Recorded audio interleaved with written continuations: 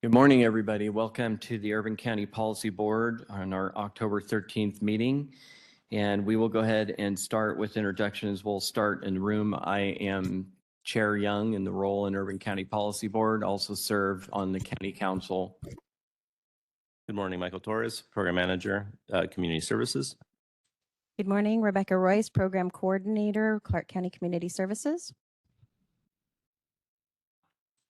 Noreen Ibrahim, Program Assistant, Clark County Community Services. And we also have some visitors in the room. If you'd like to grab a microphone, you can introduce yourself. Thank you. Max Booth. I'm just a citizen of this county. Darius Varigan, also a citizen of this county. Amelia Mead, also a citizen. And online, Jim Hodges. Yeah, Jim Hodges representing the city of Camas. Joe Walsh. Good morning, Joe Walsh, City of Washougal. Mayor Cole. Yes, good morning. Matt Cole representing the City of Richfield. Tracy Coleman. Good morning, Tracy Coleman representing the City of La Center. We also have some guests. Deanne Cortez. Hi, good morning, Deanne Cortez. I'm the Contract Administrator for Clark County. Marissa Smith. Hi, Marisa. I'm the Clark County Internal Services Finance Manager. And Nick Ramirez. Hi, Nick Ramirez. I'm Senior Vice President at Seymour Community Health Centers. We have Councillor Ferrer, who is also joined as a board member. Councillor Ferrer. Hello. And we have somebody from the PSC training room. Oh, is that us? That might be us. The introductions are done. Thank you. Great, thank you. So let's go ahead and move on then to public comment. 3 minutes. Is there anybody that would be interested in making public comment? I would be happy to. I don't know if we're going to do that or not. Yep. Yeah, my name is Max Booth. I am a citizen of this county. I also work for an organization in Battleground called Maddox Industrial Transformer. And we're here interested in kind of the future of the WIC building. Our primary concern is that the building is really in disrepair. It's an eyesore, and we think it's underutilized in the space that it exists in. We were interested in actually purchasing the building, and this all started maybe a year ago now. We wanted to purchase the building because we thought it was vacant. There's just not much going on there. And so that led us to kind of down this rabbit trail of what's going to become of it, what's going on with it. And so we're kind of interested to find out. We heard there was a recent request for a significant amount of funding to repair the building, which not sure if this is the venue for all this or not, but we just thought was probably not the best use of funds. And there might be a better way that would help all the groups involved, both the folks at WIC and subsequently CMAR, to find a better location and one that would be better utilized and more appropriate to their needs.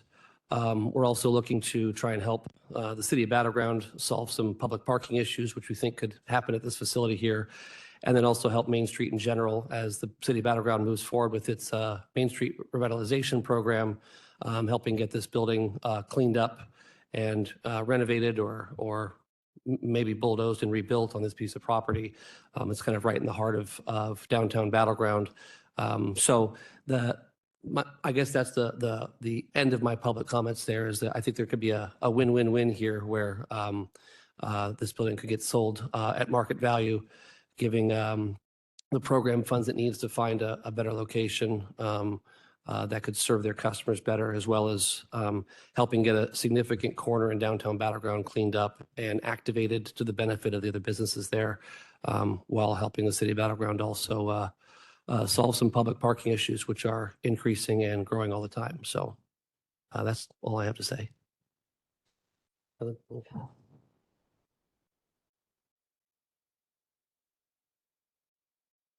right, thank you for that. Let's go ahead and move forward to item number 3, which is approval of the June 9th and September 8th meeting minutes. Chair, may I clarify? Yes. So we just wanted to let everyone know that during the preparation for the October meeting, staff realized that there was not a quorum at the September meeting, and 3 items that were voted on by the board are being brought back for reconsideration. An overview of the discussion was included in the September minutes. Due to the number of discussions for the meeting, if we run out of time, I will provide program updates in an email after the meeting. And that's why you'll see 2 meeting minutes available for review and a motion for approval. Okay. Anybody have any questions on that? Okay, I'll go ahead and entertain a motion.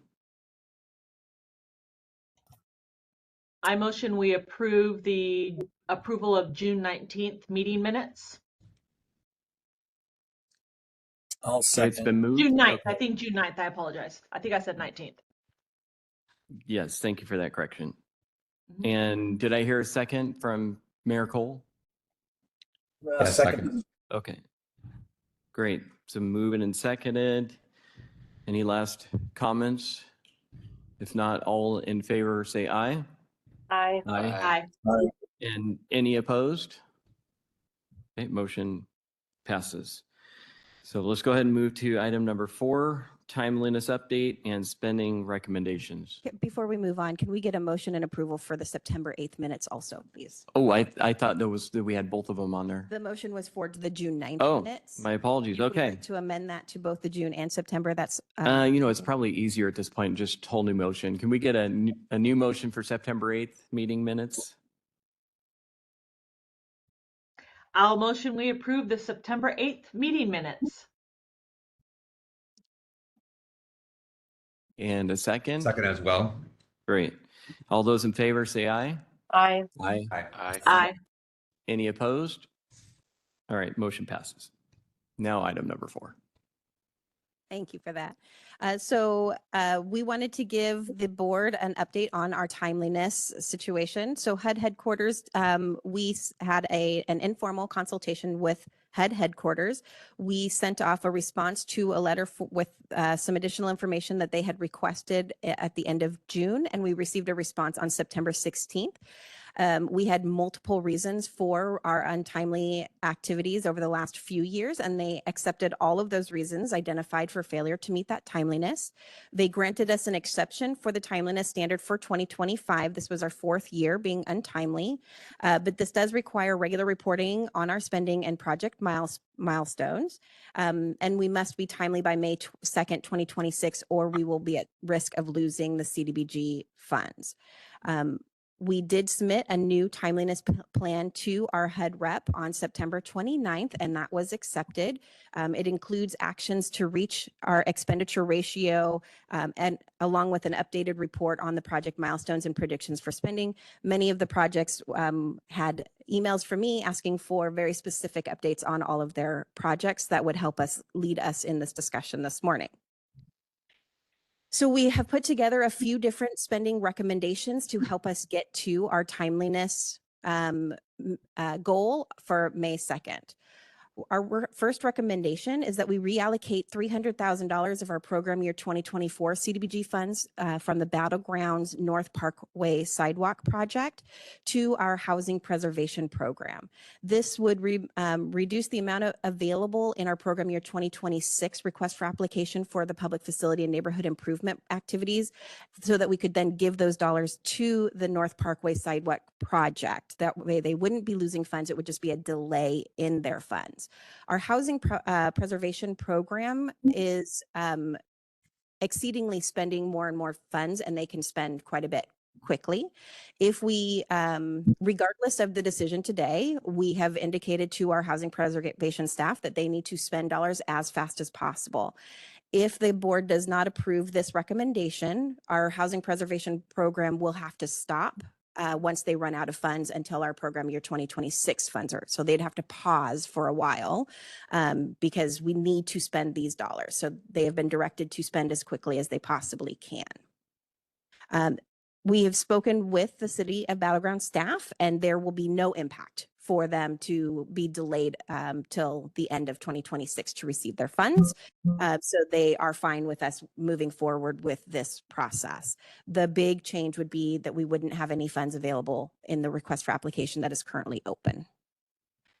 Our second recommendation is to do a one-time additional allocation of CDBG funds to our program year 2024 TBRA programs. This would be at approximately up to 30% of their current award, about $55,000 total, that we would be able to allocate by the end of December 31st, 2025, their current contract period. So we would infuse it into their current contracts. We do have funding available through program income that was generated during this year to be able to move forward with this recommendation. And then our third recommendation is just to adjust Bertha's shelter CDBG funding from originally they applied for us to pay for the roof, windows, and the siding for that type of construction for the project. What we would do is focus on the roof and a solar project, which was included in the application that they submitted to us. They would estimate that out of the $400,000, they would be able to spend about $350,000 of that. If we don't do this change, they'll be delayed in their project and it won't move forward until summer because the siding and windows need dry weather before they can do that portion of the work. And so those are three recommendations that we have that we are putting forward to the board for approval. And I'll open it up to any discussion. Anybody have any questions or thoughts for staff? Are you looking at all three of these being motioned at the same time, or are you looking for them to be done one at a time? I think I prefer to go through them one at a time, if that's okay, just so that if there's any discussion on any one particular issue, I think it's better that way. Thank you. So we'll start off with Battleground to the Housing Preservation Program.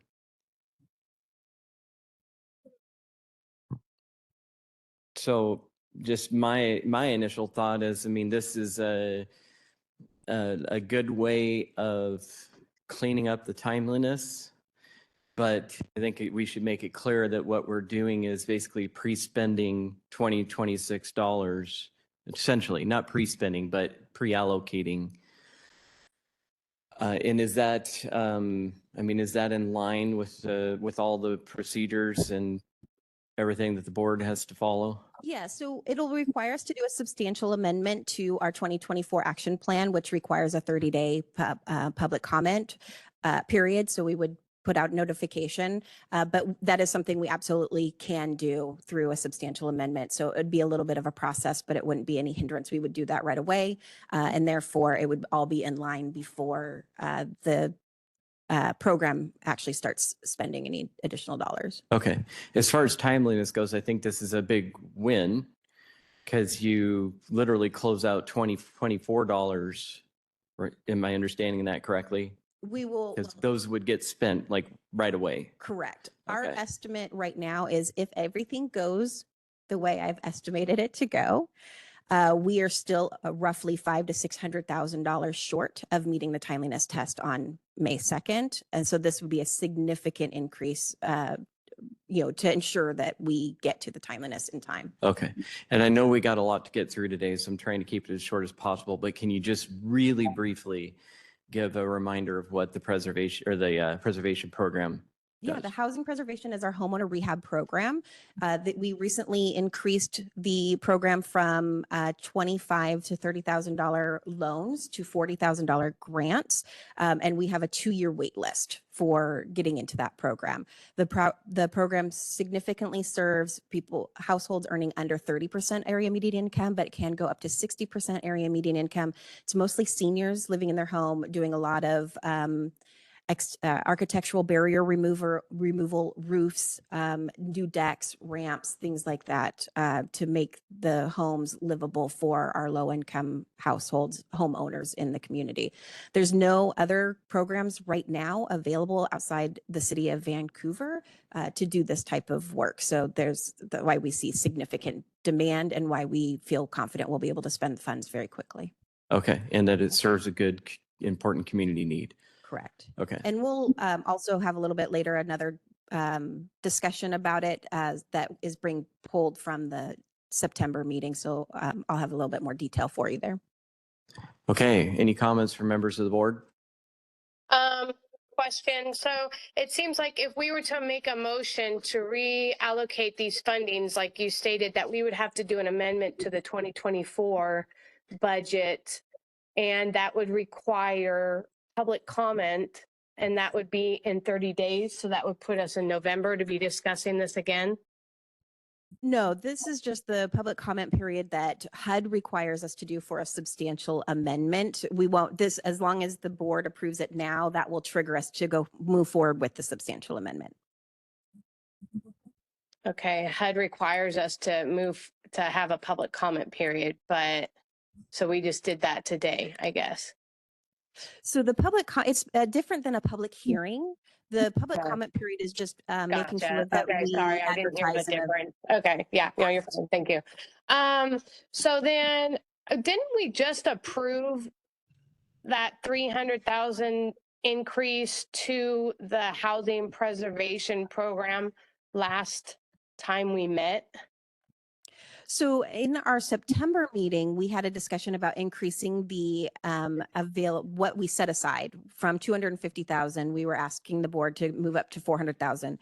That is coming back for reconsideration because we didn't have quorum at our September meeting, and that won't be in effect until program year 2026.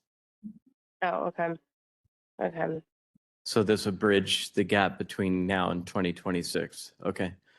That is correct. And isn't there, you said that we're still shy by 500,000, about 500,000, 400 to 500,000, yes?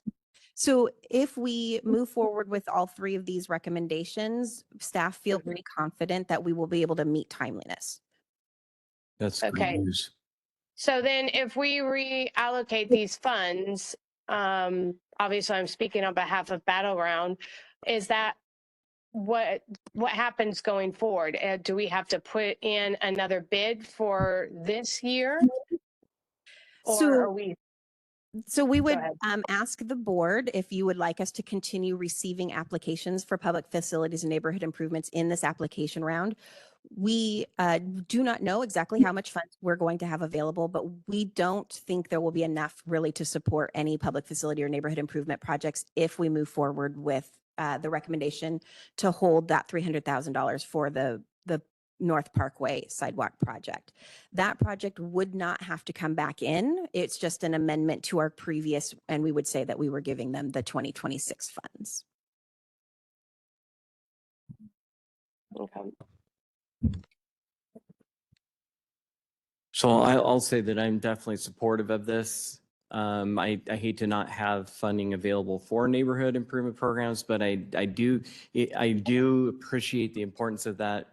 I really appreciate the importance of people being able to stay in their homes, in affordable homes. So I think this is a good use of funds or change of use of funds. I would be willing to accept that there won't be any room for applications for neighborhood improvement projects for 2026, but it would be a big contributor towards helping solve the problem of timeliness, which ultimately risks significant funding loss in the future. So I think for preservation of the program, I think this is a win-win.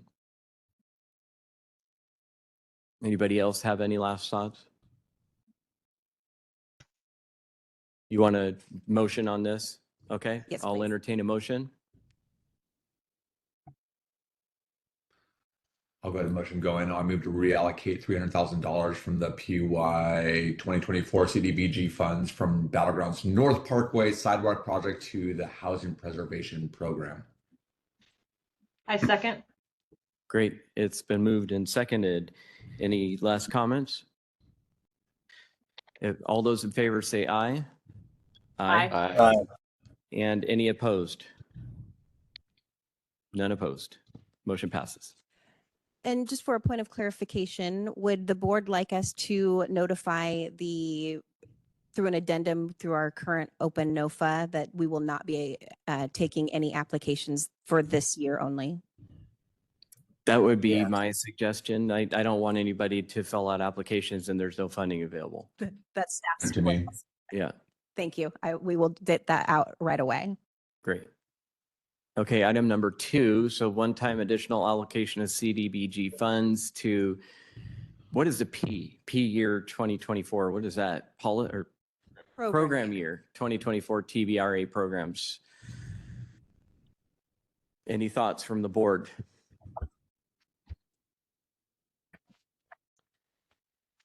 More confident we can spend, that this can be spent by the end of the year?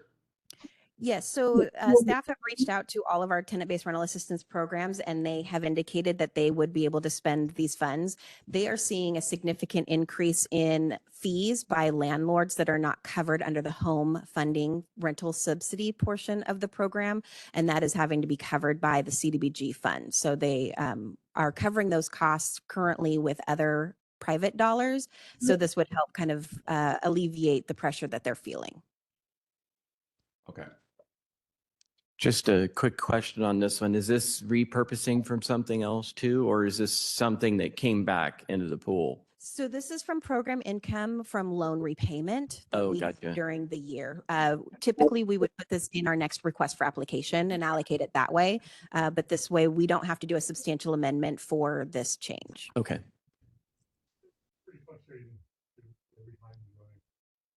Any other thoughts? Okay. I'll entertain a motion. I motion a one-time additional allocation of CDBG funds to the year 2024, program year 2024 TBRA program. Second.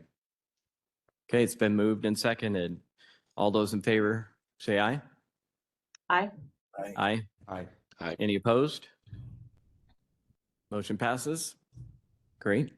And number 3, so Bertha Shelter CDBG funding from the roof, windows, and siding construction.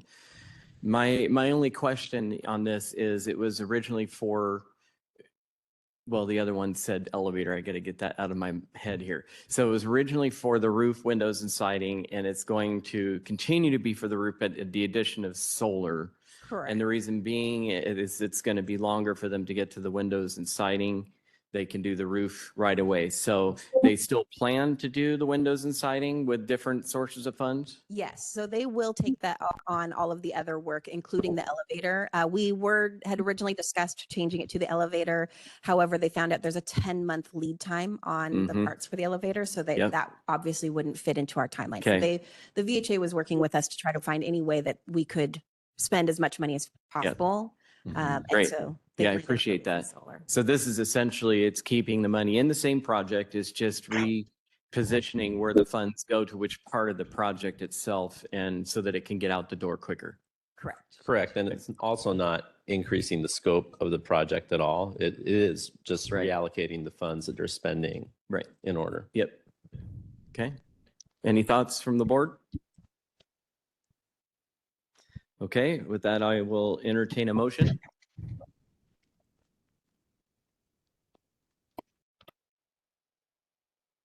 The adjust Bertha Shelter CDBG funding from roof, windows, and siding construction. I second. It's been moved and seconded. Any last thoughts? Okay. Do we need to include sorry, do we need to include the amount in the motion, or is it fine as is? No, this isn't a change in funding, so it's just a change in scope of work. Sounds good. Great. All those in favor, say aye. Aye. Aye. And any opposed? Motion passes. So I just want to say thank you for doing this. I mean, this is really not really changing a whole lot, but it's making our timeliness situation a whole lot better. So thank you for your work on that. You're welcome. Okay, so we are now moving on to item number 5, correct? Is that number 5? Correct. This is Michael Torres with Clark County Community Services. Michelle Schuster is not available to present today. She had a family emergency. We do have Deanne and Marissa present to be able to answer questions. I'll do my best to go through Michelle's slides and present anyway. And I may be able to answer some questions, but Deanne and Marissa, please feel free to jump in as I go through the slides. So here you have history of the building. So Clark County Community Services purchased the property using CDBG funds in 1993. The purchase price was $350,000. $200,000 of that was cash for the building. $150,000 was in-kind donation for the land. And in 2009, the county general services entered in a lease with CMAR for the property. And because this building was purchased with community development block grant funds, the county cannot collect rent. The county has extended the lease multiple times, and currently it's on a month-by-month lease with CMAR. If the county can do repairs to the facility, they would like to enter in another long-term lease with CMAR, and the repairs was the proposal that was received and approved by the Urban County Policy Board, recommended for funding during our last request for application solicitation. Next slide, please. Here are some pictures of the facility. So the services that are currently provided by CMAR, so CMAR is a community-based organization, and that's focused on health, housing, educational, cultural services in a culturally competent way to different communities. They do specialize in the Latino community. The WIC nutrition program is out of that building. It is based on income guidelines, serving people that are making less than 185% of the federal poverty level. 185% sounds like a lot above federal poverty level, but the poverty level is so low that really is still very low income. The WIC nutrition program is a place where families get healthy food and other supports. A pregnant woman, breast, chest feeding parents, infants, and children under 5. It helps improve health of parents and children through nutrition education, breast and chest feeding support, healthy foods, and health screening and referrals. And CMAR Maternity Support Services is another program being provided at that building. It's covered under Washington Apple Health or Medicaid. And the clients who are eligible for Medicaid and have provider one service card qualify for these services. Next slide, please.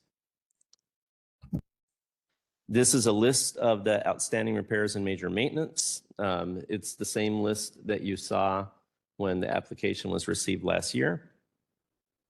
And these are pictures of the dilapidated state of the facility and why it needs those repairs.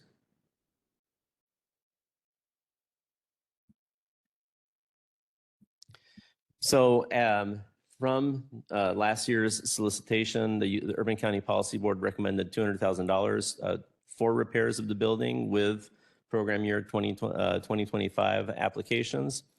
The county, separate from these CDBG funds, is working with Senator Patty Murray's office to get $1.7 million of congressionally directed spending funds to pay for most or all, hopefully all, of the renovations needed for the building.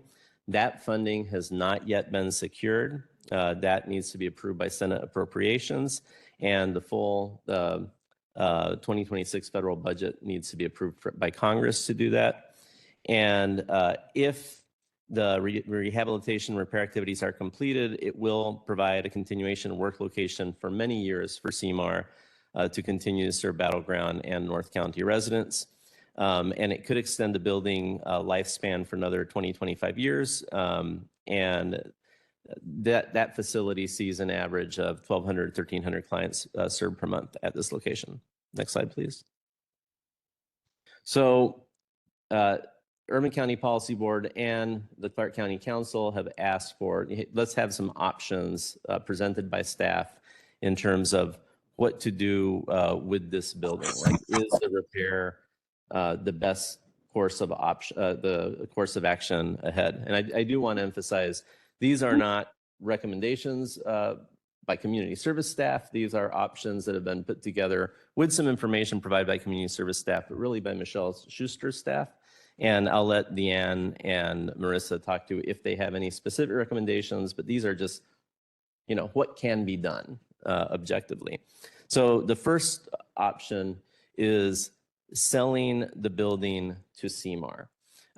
We have confirmed with the U.S. Department of Housing and Urban Development, we could sell the building to CMAR for $1.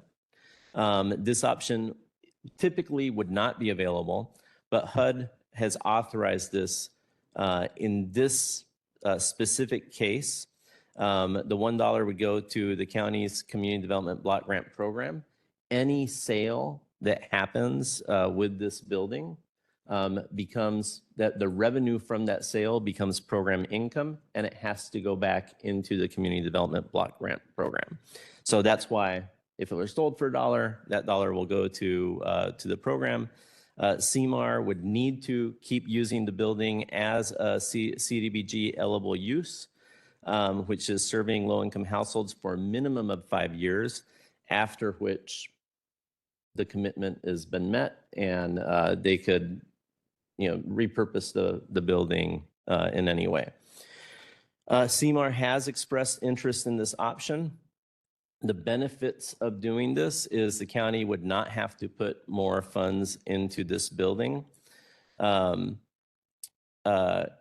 Current estimates are, as of 2019, is that about $1.7 million would need to be invested for the building to be functional long-term.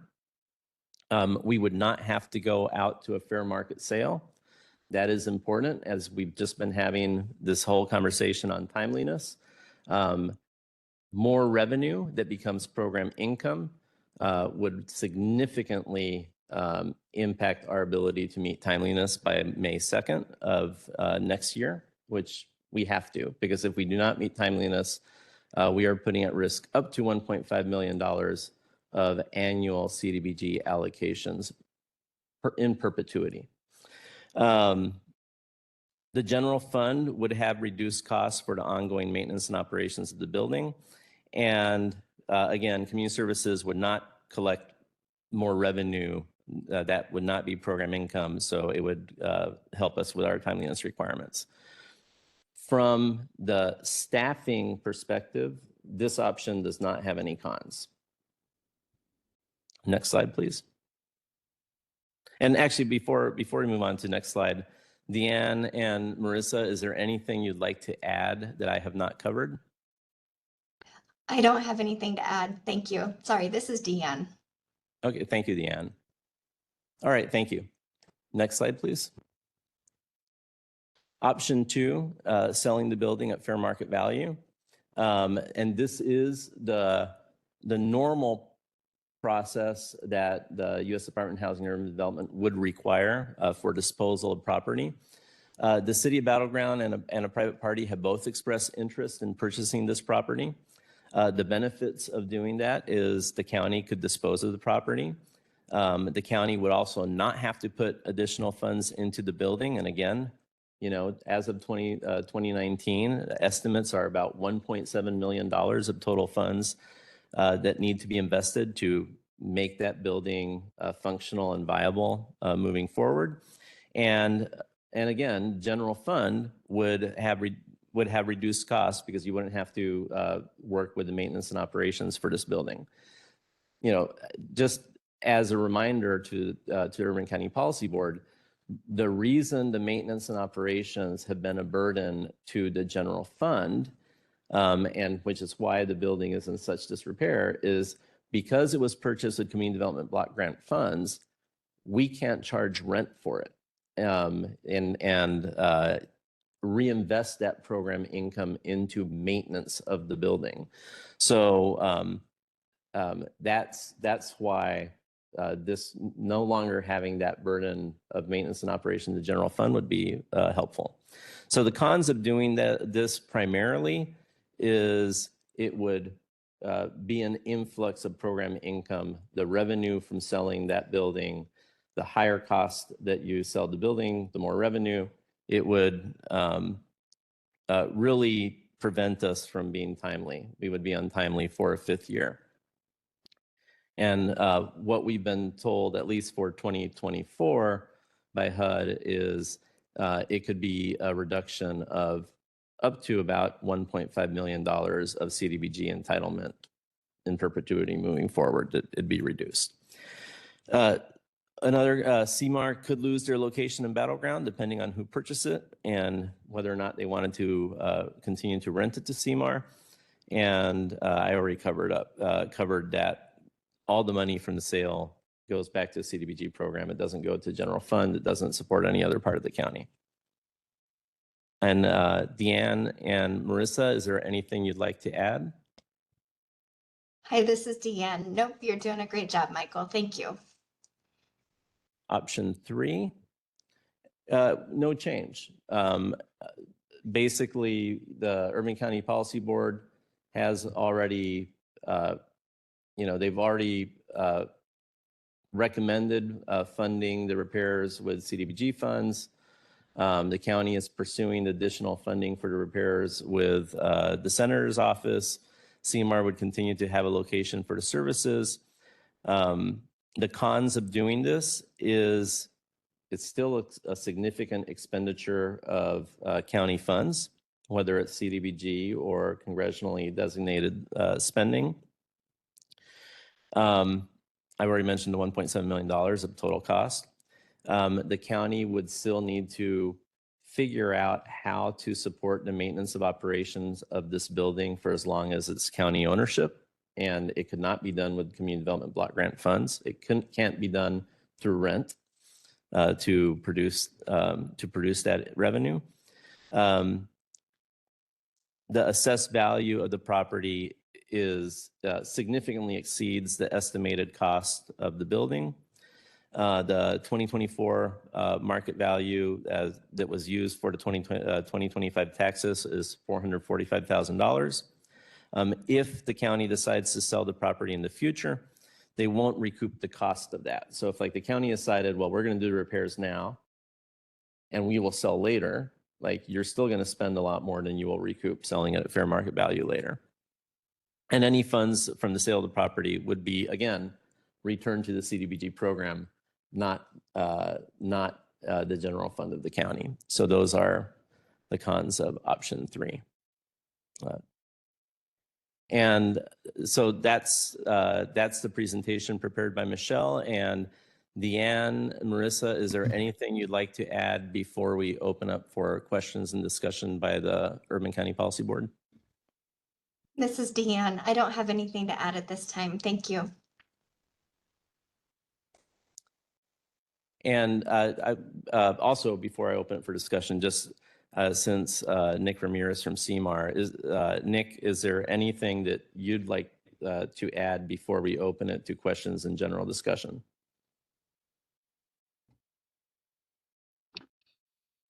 Hi, everyone. Thank you for inviting me to this session. I just want to highlight that CMAR does serve a good amount of individuals in the Battleground area. We're committed to being there, and we would, if given the opportunity, we would make some improvements to the building, and we'd be happy to work with surrounding businesses and improve the resources that are around that area. Thank you. And Chair, I'd pass it to you.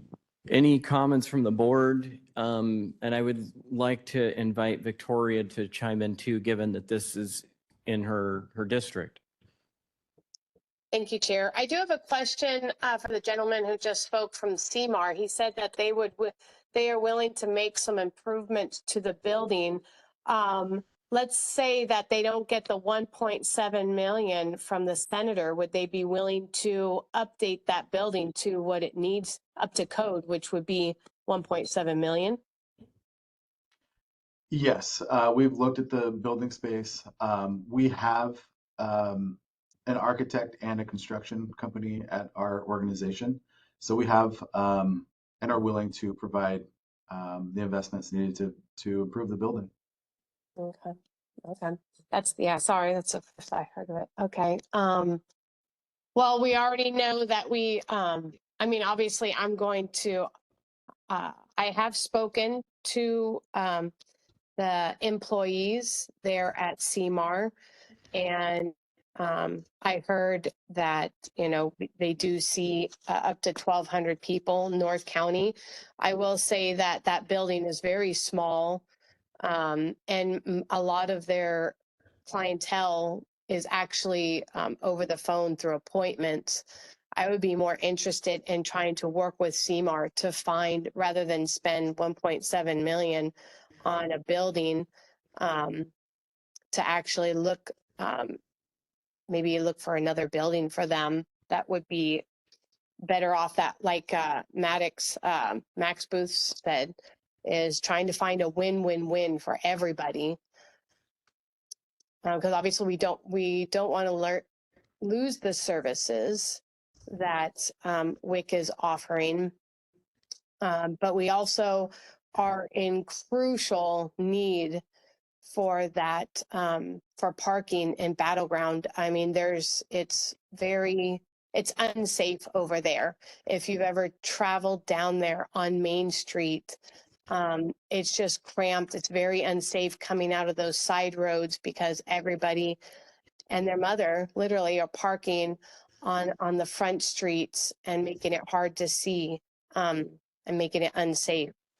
So this one, I do know, speaking for my city, that we all are in agreement. I don't think I'm outspoken here with the number of conversations that we've had, is we would like to see this helping CMAR and the WIC building going somewhere else.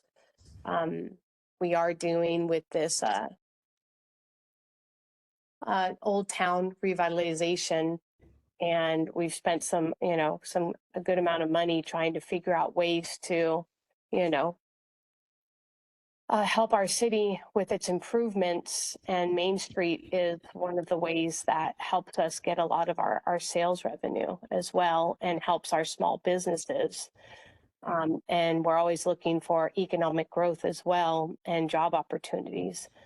So, yeah, I would be in favor of the option two, selling the property at oh my gosh, what's wrong with my tongue today? Sorry. I haven't had my coffee yet. The fair market value. I love the idea that if we do that would put funding back into the CDBG, especially since we don't know what the outcome is going to be moving forward. Thank you.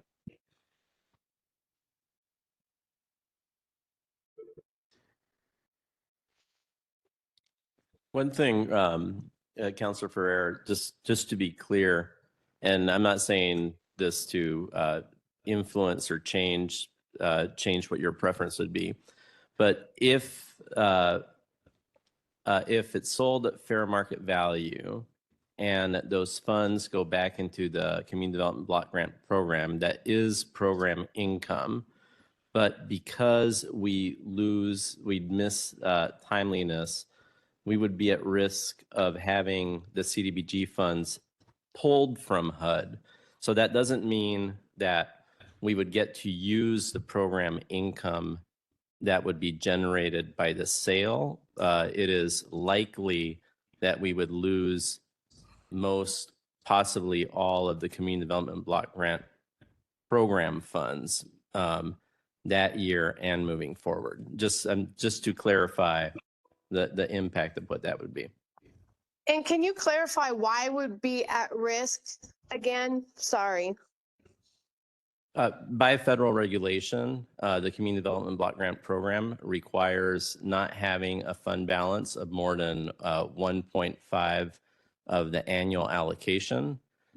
We are currently at about 2.2. Yes, correct. About 2.2 times our annual allocation, and we need to get below 1.5 by May of 2026, so that we do not miss that the balance, that allocation level. That's when they do the test on an annual basis. So if I could add to that too, I think an easy way of thinking about it is We get money every year from HUD. And if they're looking at the balance of our account and it's more than what they think it is, they think we don't need it, is essentially what it comes down to. And so they look at reduction because, well, if they're not able to spend it in their community, they don't really need it. So I think that's a good way to look at it. And so if we were to sell the building and this large chunk of money went into the CDBG fund and sat there, it would contribute to our timeliness issue. That hopefully helps you to, does that answer your question between me and what Michael mentioned? Yes, but I would also, while you were talking, it got me thinking about that 1.7. That was an estimate back in 2019. Yes, so the cost would be a lot higher today. Do we know what the cost would be for that today? That was really from 2019? That's what the slide said. But Deanne, do you have any additional information? Yes, that is correct. It was from Wow. 2019. The county did a study through Ming. That was the company that actually did an assessment of all the county buildings. And that was what that building needed at that time in repairs. So that is correct. 1.7 in 2019. So the repairs are, I didn't realize this, so the repairs are likely even more extensive than what was studied back then, and the price also is escalated of any kind of construction work. I didn't realize that. Yeah. Mayor Cole has this, does somebody else have their hand up? Thought that somebody did earlier. Okay, Mayor Cole. Yeah, just a couple of thoughts from me on this is in hearing going through this presentation, it sure seems like the public benefit is best served to retain the building to the benefit of CMAR. And given the timeliness issues as well with selling it at fair market value, I think option one is probably our best option. Looking at the city of Battlegrounds needs, certainly, I understand those, and coming from, a city myself with similar issues that we need to go through. I wonder, would it be possible if we were to go with option one, could the city of Battleground then just work with CMAR directly to purchase the building, and if they were to do that, would CMAR have other options in the heart of Battleground to continue to serve the residents that it has served there, at another location, because they would have proceeds that they could sell to the city at fair market value? It's my understanding, correct me if I'm wrong, that if we sell it to CMAR for $1, that's only with the intent that they have to use it for what they're using it today. Yes. Yes, this is Rebecca. So the minimum requirement would be 5 years. So it would be a restricted use to serve people who are meet CDBG eligibility, so under 80% area median income. The board can decide to make that a longer restricted use covenant if they want, but at this point, the minimum would be 5 years. At that time, we would take the restricted use off of the building, and CMAR could do as they wish, which would include selling it on the fair market value. Is CMAR committed to continuing to serve Battleground for the long term beyond 5 or even 10 years? We are. We've been there for quite some time. We're committed to the area, and that's really why we were interested in taking over the building. But we're committed to making the improvements to the building, and we're committed to the area. And we have staff there for 2 departments. I think it's around 12 staff right now. So. Yeah, give the other cities a notice that CMAR has a building located, not literally right behind it, but practically behind it. It's 1 block over. Correct me if I'm wrong. So do you guys have, talking to the gentleman from CMAR, do you guys have an update on what those costs are? Knowing now that, everybody on the board is understanding that the 1.7 was from 2019. Do you have those updated costs, sir? Our architect did look at the building. I don't have the exact costs, but he said that it would be costly and that there's several elements that would need to be redone, but that he and our team could take that on. But I can follow up with the exact amounts if that's helpful. Yeah, I'm just, again, I'm just looking at the price tag of this building, and I'm just like, because again, this money, it's not given to us for free. And I mean, there's always, everybody is trying to go after these grants and, you know, and get the aid that they need to improve these needed areas and neighborhoods. And I'm just wondering if, you know, that kind of money is well spent if we can't think of something that's like better on the line. I know Walmart has the buildings across the street, other buildings that are coming up vacant on Main Street as well that are right on the bus line. Have you guys taken a look at any other buildings? We haven't. We looked at it because of the opportunity that was presented to us. So we haven't looked at any other locations. We do have several buildings in Clark County, but we've outgrown most of them, and we try and spread ourselves out. But to answer your question, no, we have not looked at any other buildings. We were looking at this specific building because it was presented to us as a potential option. I have a few thoughts on this. To me, I've really identified 4 problems that exist right now that we're trying to solve in making this decision. One is the issue of timeliness for the funding. I think that is a big issue. The actual community need and WIC, I 100% wholeheartedly believe in the WIC program. It does very important work that cannot be jeopardized. The third issue is the county continually has to provide repairs and maintenance as it currently exists, and those are getting more and more costly as time moves forward.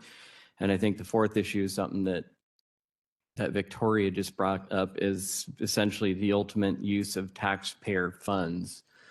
And my initial thought is that option 3 is not an option, just to maintain the status quo.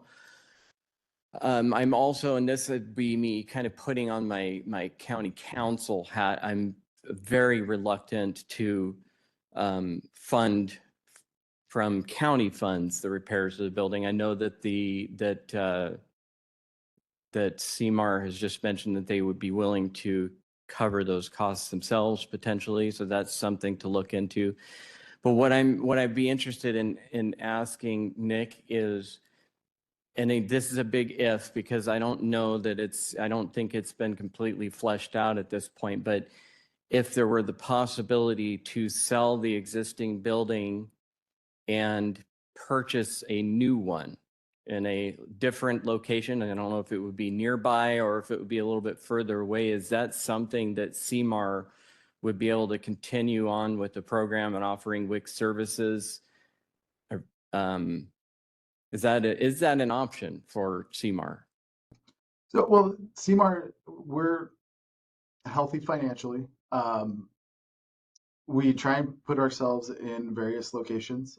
We have not looked at that specifically. We have not said, hey, does CMAR want to purchase an additional building? That has not something that we have looked at. Something that I can bring back to our executive team, but we have not explored that. Okay. I think at this point, so if this building were to be sold and we would not be able, if we were not be able to use the space anymore, we would have to do an analysis on space, locations, and where the needs are for the population. Right. And that is certainly best done not under pressure. So with any, imminent time requirements, if you have time to work through this issue, that could potentially be a good solution. of course, you would need to discuss it further. But so my initial thought is, and I was talking with Michael and Rebecca about this a little bit at the beginning of the meeting, but we could theoretically offer the building for sale, but not agree to any term that would require closing the deal prior to a time that a new facility was located and purchased. So it would line up a sale, but no funds would take place. It would not transfer ownership, and WIC could, or CMAR could continue to operate in that building until a new one is located. And at that time, you could do the purchase of the new building, the sale of the old one simultaneously. So no funds ever really go into CDBG funds per se. It would allow CMAR to do their due diligence and find a good location, not under pressure at all, because we're just kind of keeping things as they are until this all takes place. But I don't know at this point, I don't know if we know the complete answer yet, whether or not that's possible in terms of how that works. And then we would still, the county would still own the building, but we can't charge rent, but maybe we could build into the lease, repairs and maintenance on the facility. I think that there's no, correct me if I'm wrong, there's no immediate time constraint on this other than the fact that the building continually is declining in terms of its construction. And the expenses are increasing. You looked like you wanted to say something, Michael? I don't have the answer to that question. I was going to ask Deanne if she knew, like what the urgency of the repairs are. Please. This is Deanne, and I apologize. I don't know, but I can definitely get that answer. Great, thank you. If I could, Chair, the only things that we would want to think about as we're moving forward is we do have $200,000 of CDBG funds that won't be spent, so it does contribute to our timeliness moving forward, and the $1.7 million congressionally directed request. I'm not familiar with that process, but I do know that Senator Murray's office has approved it. So they're just waiting for the. Yes, and I did ask that question because I wanted to know exactly what that meant. And the response, I spoke with Jordan at in the county manager's office, and he had mentioned that it would not be like they've asked for it and they've requested, but it would not be a big deal at all or out of the normal to say that we've identified a different path moving forward. We no longer would be requesting for that proviso. So I don't think that is an issue. Thank you for bringing that up because that did run through my mind as well. What does that mean for that? But to me, this is the way I look at it. I want to make sure that WIC can continue to operate in Battleground. I want to make sure that the county doesn't, continue to have to absorb expenses on the building. And I want to make sure that the best things are done overall for the community at large. And the way I look at it is, I just know from my own professional background that I see this as, any private investor would look at this as a complete waste of money because the value in that particular property is not in the building. It's an old bank that's in terrible condition. And anybody in the private sector would just demolish the building and build something new. So the only reason that it works economically to do the repairs on the building is because of the fact that it's a dollar sale. It really doesn't make financial sense to do that other than the fact that it's being purchased for $1. So if we could end up finding a new location, I think we might be able to find a new location with the proceeds of the sale, and CMAR wouldn't even have to spend that 1.7 million, which is probably well over 2 now, in repairs. And then the private sector could do with that property what the private sector would do. And it would be, open market sale. It wouldn't be to any particular person. It would just be offered out, full disclosure to everyone, but with the caveat that it can't be sold until a new location is picked. But there's a lot of stuff in here we don't know.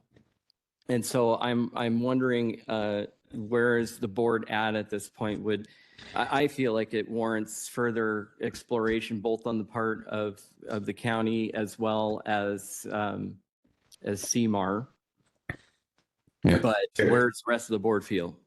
Chair, if I could, just a follow-up question to that, I guess, is if we were to move forward the direction that would, in some fashion, sell the building, would there need to be county council approval of that since it's a county-owned building? Yes, that is correct. Okay. Okay. I would also say that if we are looking for, if this is a timeliness solution, that like we need timely action on this, option one still feels like probably our best option. And but if there is more time on it, I'm with you, Chair, and that maybe, like we explore this and get some more clarity on these issues. And I guess my concern or my paramount interest here is primarily in what the funding and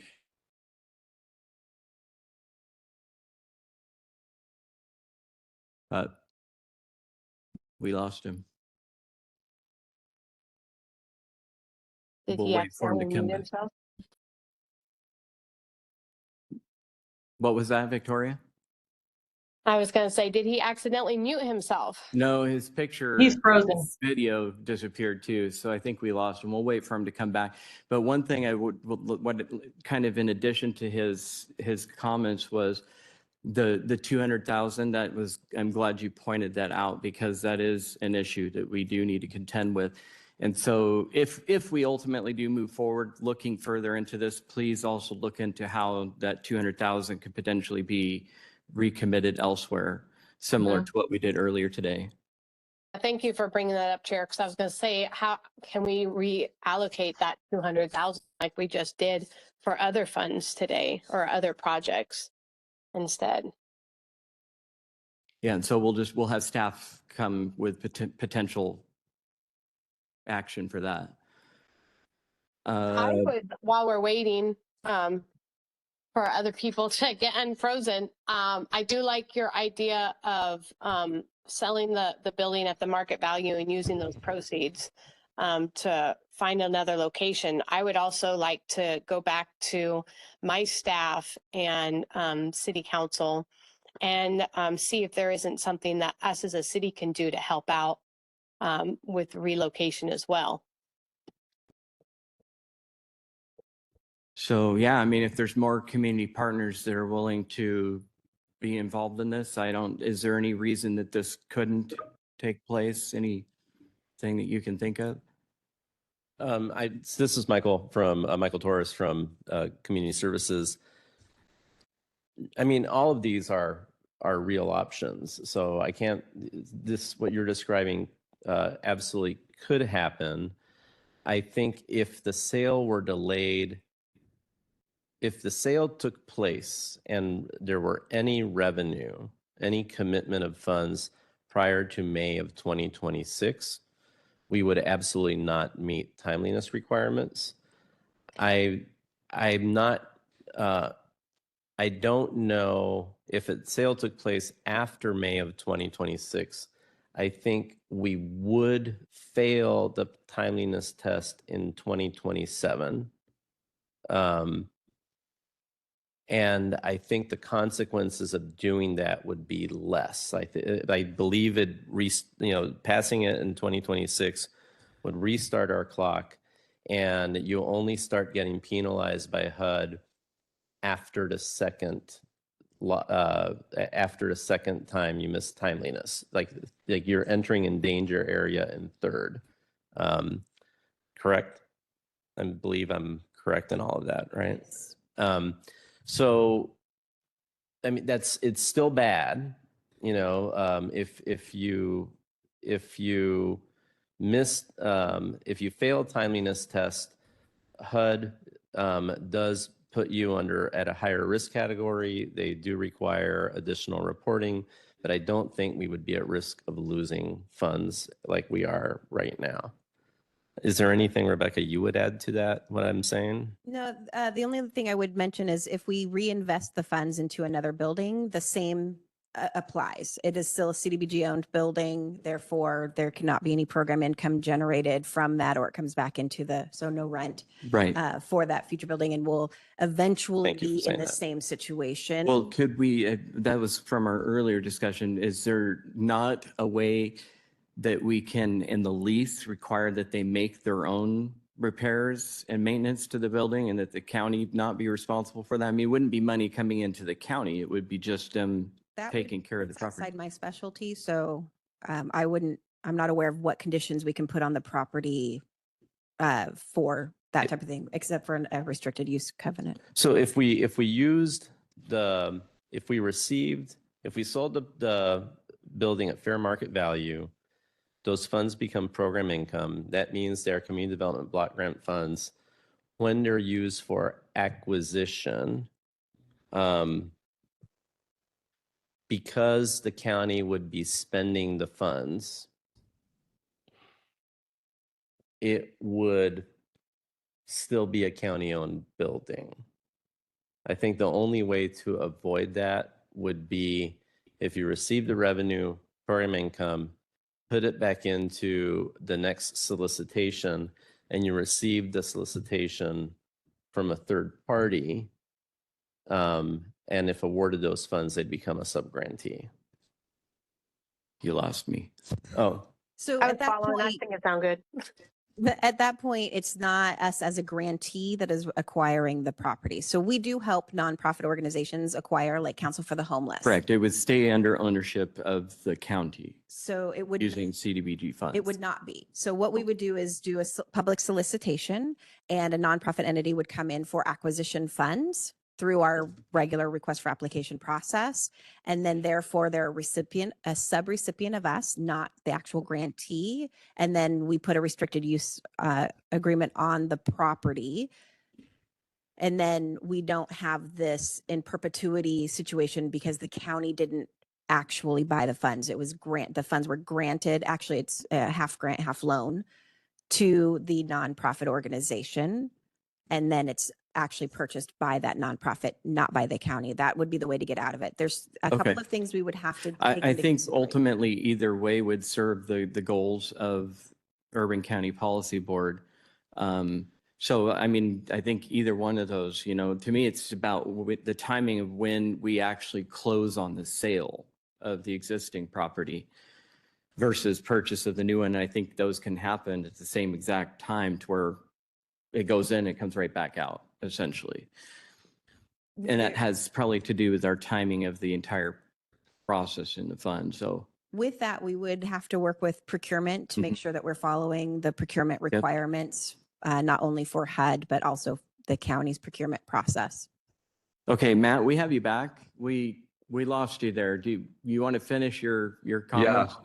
Apologies about that. I had a little connectivity issues. I think I was kind of going in a similar direction. I was saying that I wasn't sure how about the timeliness of this board's decision on this, but it seems like there is more information that we could all benefit from. And if it was possible to bring this back next month, I'd be open to that, answering some of these questions and kind of figuring out, like, again, after you talk to procurement and after, we kind of explore what our full breadth of options are. If it is a more timely decision that requires something today, I think I would probably say the best bet would be to go with option one. Seems to be best for this board, and it seems to be what's going to be, would be a good solution for CMAR. And obviously, it's probably not the best for the city of Battleground and some of their downtown revitalization efforts. But that would be something that they would have to kind of work through, outside of this discussion.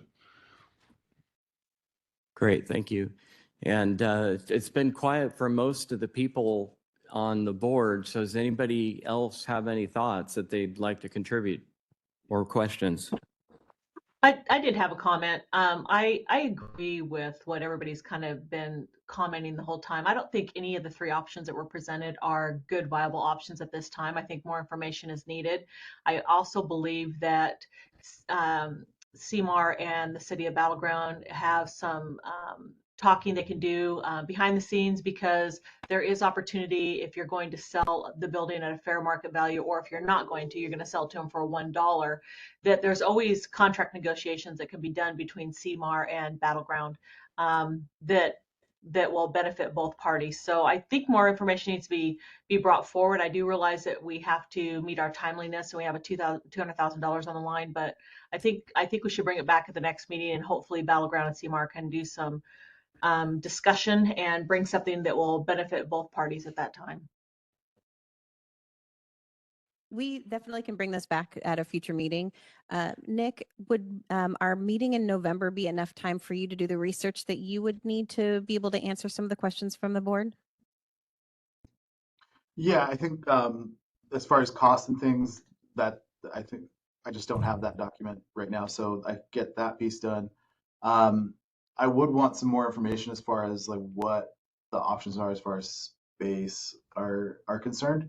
If there's a purchase of another building and there's requirements on our side, or anything of that nature, I would want more information on. So I can touch base offline but I can definitely have things put together for what I know for next month. So staff can bring this back at our November meeting. We're not scheduled for a December meeting. If anyone feels that we need a little bit more time past November, we could schedule a December meeting. Our January, February, and March meetings are fairly, we might be able to do it at our January meeting, but our February and March meetings are booked. So we wouldn't be able to put it there. So if the board just lets me know when we want to bring this back for discussion, we'll ensure that a meeting happens. Any other thoughts from any other board members? Okay. All right. Sounds like a plan then. I appreciate you doing all this. I think it's going to take a little bit of thinking outside the box and lots of partners to be in communication with. I know it's going to be a task that we just put on your shoulder, and we were talking about that earlier this morning, weren't we? So appreciate that. But I do think that there hopefully can be a good solution. I think the next best solution would be option number one personally. But to me, if there's a better solution out there, I definitely would like to take that. So would the board like us to bring this back in November? I would. What is the remainder of the board feel? I agree. Yeah, November. Okay, we will add that to the November agenda. And then I just also wanted to remind the board that this is ultimately leading to a recommendation to the full county council, and then they will have the final decision on how the county moves forward with that building. Perfect. Great. Thank you. So moving on to item number 6, how are we doing on time? I'm going to talk really fast. Okay. All right. So, Chair, I apologize. I have to jump to another meeting, so I have to leave the call. I apologize, though.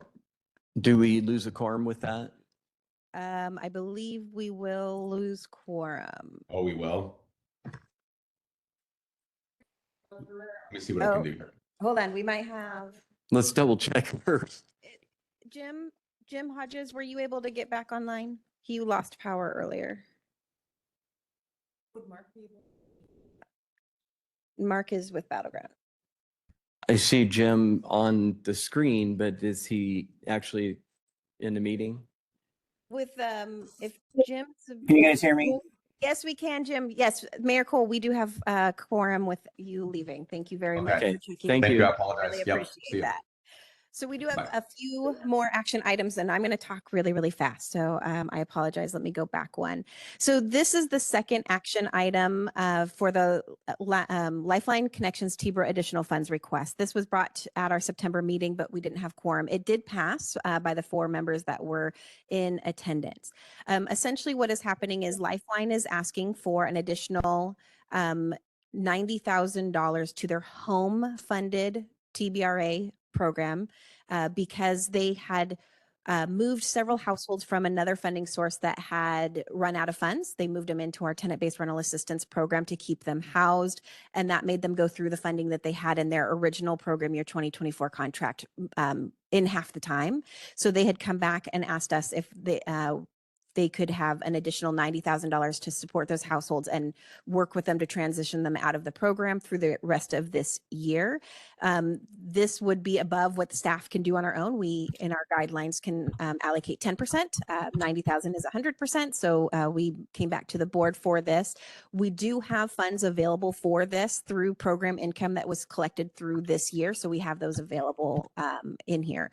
We have already gone through and are almost complete with the substantial amendment process and the 30-day comment period. Thinking that we had quorum and a decision from our September meeting, we would not need to change any of that. So once that's complete, if the board revotes to give them the funds this time, we would just easily be able to modify their contract here in just a couple of weeks. And then they could go ahead and bill us for costs that they've incurred over the last couple of months. Did we receive any comments? No, there were no comments. There was discussion about the request itself and concern that these households would fall into homelessness if we don't help with the funding. But I think you're asking about comments from the public in terms of the public notice. So No, we have we've not not received any comments. So we are just asking for a motion for the board to approve this funding so that we can ensure that we do that while we have quorum. Okay, I would entertain a motion on that and a second, and then certainly if there's any quick questions, we can address those. I motion to approve the Lifeline Connections funding request of $90,000 that was made in the September 8th meeting. Move to approve that going forward with a quorum in this meeting. I'll second it, Victoria. Okay, it's been moved and seconded. Is there any quick questions or comments? Okay, all those in favor say aye. Aye. Aye. And any opposed? Motion passes. Thank you very much. On to the last action item that was presented at our September meeting. This is for the Housing Preservation Program. As I mentioned earlier, the program has changed from loans to grants, and we've increased the amount available to $40,000 per household due to the needs of the households and then the increase in construction costs. The program currently receives $250,000 every year through set-aside funds before we figure out what is going to go out in the request for application, plus any program income that has been generated by that program. The implementation costs for this will not increase, so the cost to run the program will be the same, and it would result in an additional $150,000 for construction costs. So anywhere from 4 to 6 additional homes would be helped each year, moving this up to a $400,000 set-aside amount. Any questions, quick? Just one thing that I would like to say is I think the last bullet there from loans to grants is as a result of our timeliness issue. Is that correct?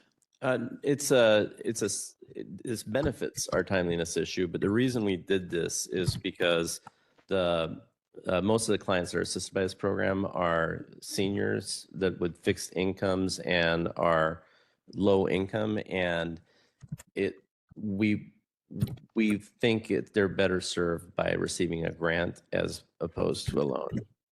Okay, that's something I probably would want to delve into a little bit in the future if we could, but not changing anything right now. So do we have a motion?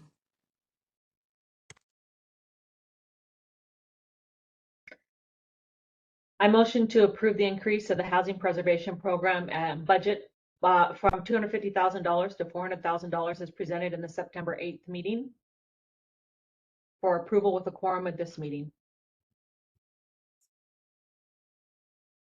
I'll second. Okay, it's been moved and seconded. Any last comments? All those in favor say aye.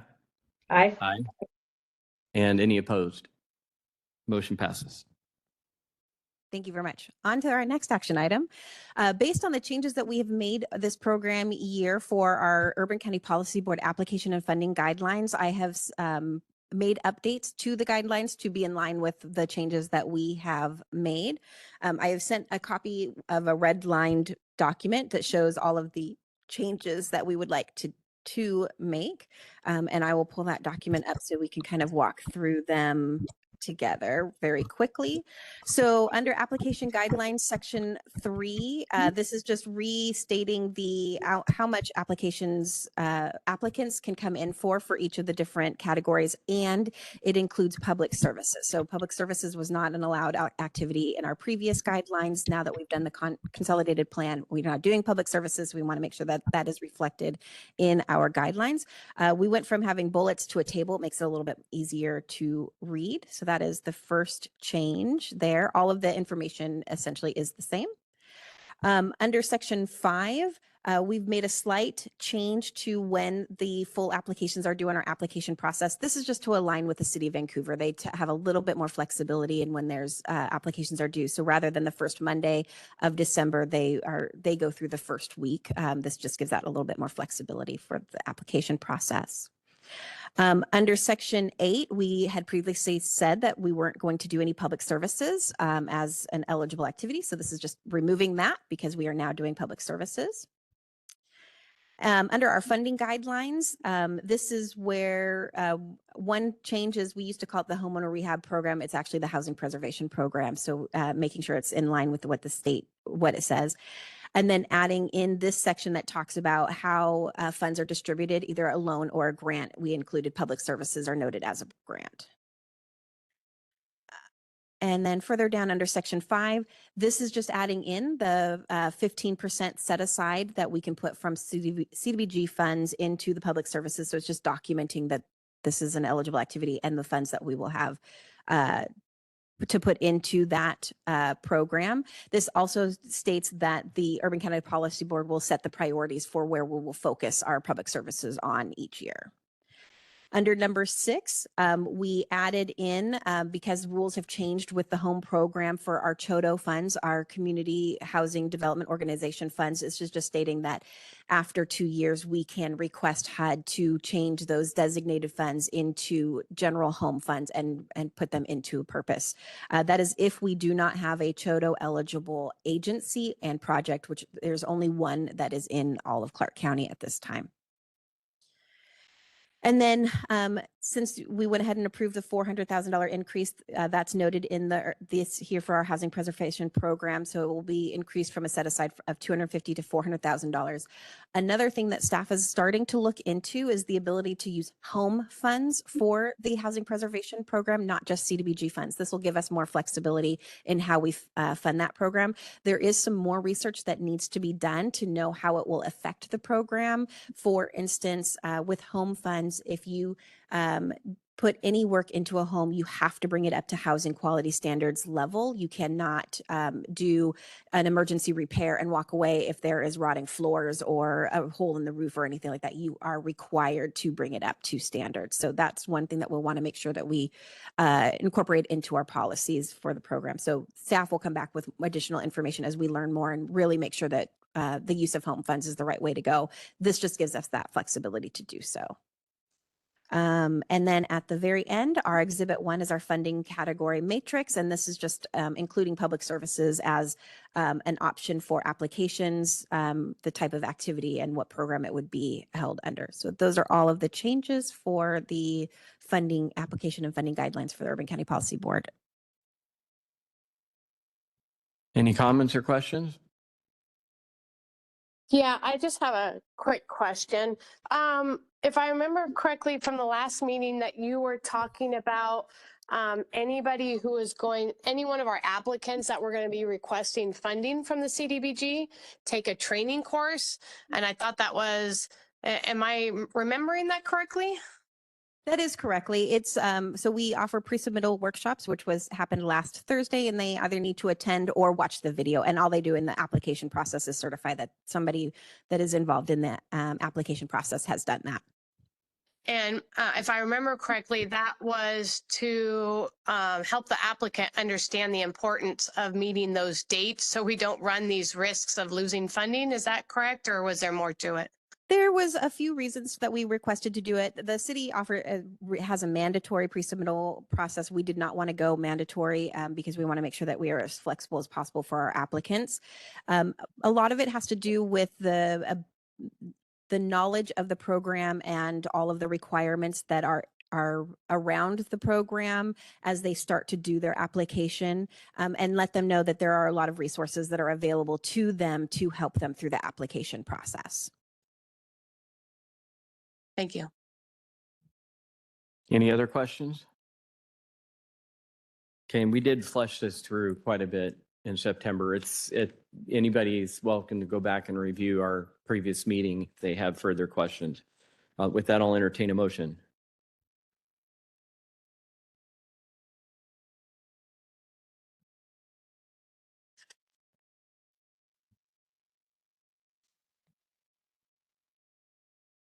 Well, I will move approval of, where are we at here? What is the title of this one? UCPB Item 8. application funding guidelines. Great, thank you. Is there a second?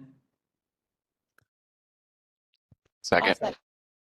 Great, it's been moved and seconded. All those in favor say aye. Aye. Aye. And any opposed? Motion passes. Program updates. Great. I will do this very quickly so we can get out of here. So we just wanted to give you guys an update on the processes that have been happening, all the work that we have been doing over the last couple of months. First of all, we did submit the 2025-2029 consolidated plan and 2025 annual action plan in mid-August. We have gotten our official approval of the consolidated plan, which is a pretty big lift for that consolidated plan. And we have received our grant agreements. They are under review right now for changes that have happened to some of the certifications. So we'll be moving those forward soon. We also submitted our CAPER, and it was also approved on its first try, which is also pretty good feat. So pretty happy about that. So the CAPER, our annual performance evaluation report, has been submitted and approved before the shutdown. We also just wanted to give the board a heads up that the Department of Community Services receives many annual audits at the state and federal level. The state auditor's office reviewed, I think, 5 or 6 of our programs this year, including our CDBG program. There were no comments, recommendations, or findings. We had a flawless review. We also wanted to make sure the board was informed that the federal government is in a shutdown mode, which means we do not have access to our HUD reps. We can't submit our grant agreements. We can, however, pull funds from the system, so we are able to still move forward with paying our subrecipients. So all the programs that are going forth have been notified to keep doing business as usual, and we will be able to cover the costs as they invoice us. So our nonprofits are not in jeopardy during the federal shutdown for the time being. And then finally, just a reminder that the requests for applications are open. The pre-submittal workshops were conducted on October 9th. The recordings for those are now up on our website along with the PowerPoint. So if you have staff that would like to submit an application for any of the available funding, please make sure you watch the video. Each one is anywhere from a half hour to an hour long, depending on the type of application that is being submitted. And that is everything the staff has to present today. Great. Thank you for all your work on this. It's been a lot. We've gone through a lot in the last couple of years for sure. So really appreciate your efforts in getting all this and getting us caught up and in good standing. Much appreciated. Any information or anything for the good of the order before we adjourn? Okay. Thank you, everybody. We'll see you in November, and have a great day. Thank you for all your participation. We're adjourned. Thank you. And thank you to all your city staff. Thank that you. have Have a been good rest of quick your to week. respond. Thank you so much. Thank you, everyone.